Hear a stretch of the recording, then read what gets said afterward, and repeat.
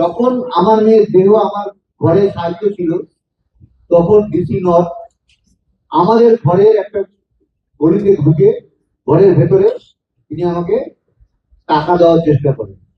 একটা প্রচার হচ্ছে বিভিন্ন জায়গাতে পুলিশ প্রশাসন থেকে নাকি আপনাদের কোনো আর্থিক টাকা নিয়ে এসে দিয়ে কে বললো এই কথা? ধামাচাপা কিভাবে বললো এটা? এইটাই তো হচ্ছে টিভিতে। কিভাবে বললো? আপনার আমাদের এই সময়ের কথা বলার কোনো দরকারই প্রয়োজন কি আছে? এমন কোনো ঘটনাই ঘটেনি। ছি ছি ছি। আমরা কাউকে কিছুই বলিনি।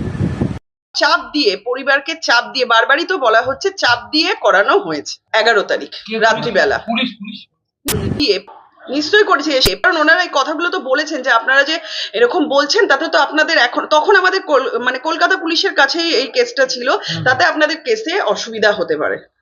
জোর দিয়ে আমাদের বাধ্য করা হয়েছিল এই কথাগুলো বলার জন্য। তার মানে যেই ব্যক্তির গলা শোনা যাচ্ছে সেই ব্যক্তিকে পুলিশের কোনো ব্যক্তি নিশ্চয়ই হবে। এবং বাড়িতে এসে